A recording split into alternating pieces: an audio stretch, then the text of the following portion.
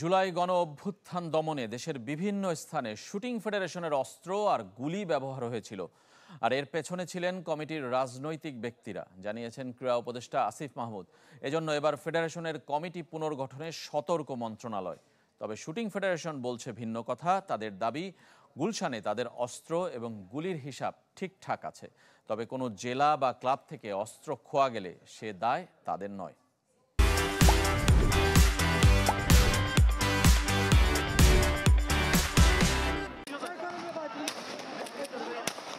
জুলাই বিপ্লবে আইন শৃঙ্খলা বাহিনীর অস্ত্রের ব্যবহার নিয়ে সমালোচনা কম হয়নি। গুলিতে প্রাণ গেছে নিরীহ মানুষের, আহতের সংখ্যা অগণিত। মানবতা বিরোধী এসব অপরাধের বিচার শুরু হয়েছে। কিন্তু খেলার অস্ত্র গণ অভ্যুত্থান দমনে ব্যবহারের ঘটনা প্রথমবারের মতো সামনে আনলেন ক্রীড়া উপদেষ্টা। সে সময়ের সমন্বয়ক আসিফ মাহমুদ জানিয়েছেন, কর্মকর্তাদের যোগসাজশে শুটিং ফেডারেশনের অস্ত্র ও গুলি ব্যবহার হয়েছে আন্দোলন দমনে, যে কারণে এই ফেডারেশনের কমিটি গঠন নিয়ে সতর্ক সরকার। শুটিং ফেডারেশনের বিভিন্ন জায়গার অ্যামুনেশন এবং অস্ত্র জুলাই গণ অভ্যুত্থানে ফেডারেশনের দায়িত্বশীলদের সহযোগিতাতেই এই মানুষের উপর গুলি করার ক্ষেত্রে ব্যবহৃত হয়েছে। সেক্ষেত্রে আমরা একটু এক্সট্রা সতর্কতা সহিত কমিটিগুলো পুনর্গঠন করছি। তবে শুটিং ফেডারেশন সেই অভিযোগ পুরোপুরি অস্বীকার করেছে। দাবি করেছে, হিসাব অনুযায়ী অস্ত্র ও গুলি শতভাগ সংরক্ষিত আছে। 100%।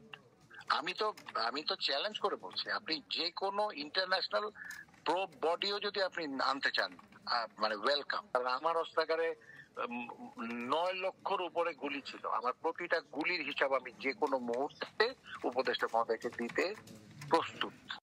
উপদেষ্টার বক্তব্যে দেশের বিভিন্ন জায়গায় অস্ত্র ব্যবহারের ইঙ্গিত মিলেছে। সেক্ষেত্রে ফেডারেশনের দাবি, জেলার ক্লাবের দায় তাদের নয়। ক্লাবগুলো পরিচালিত হয় স্বতন্ত্র কমিটি দিয়ে।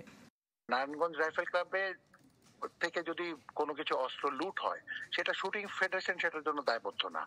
সেখান থেকে যদি কোনো ধরনের কারো নিজস্ব অস্ত্র, তাদের ক্লাব মেম্বারসদের, তো shooting, it is not a club. Shooting federation is a federation, it's a national federation. ক্রীড়াঙ্গন সংস্কারে গঠিত সার্চ কমিটির কার্যক্রম এ মাসের মধ্যে শেষের নোটিশ দিয়েছে ক্রীড়া পরিষদ, কিন্তু সময় দেওয়ার পক্ষে উপদেষ্টা। সময় বৃদ্ধির বিষয়টা আমরা বিবেচনা করব এবং সার্চ কমিটির সাথে কথা বলে এই বিষয়ে সিদ্ধান্ত। ফয়জুল ইসলাম, চ্যানেল 24, ঢাকা।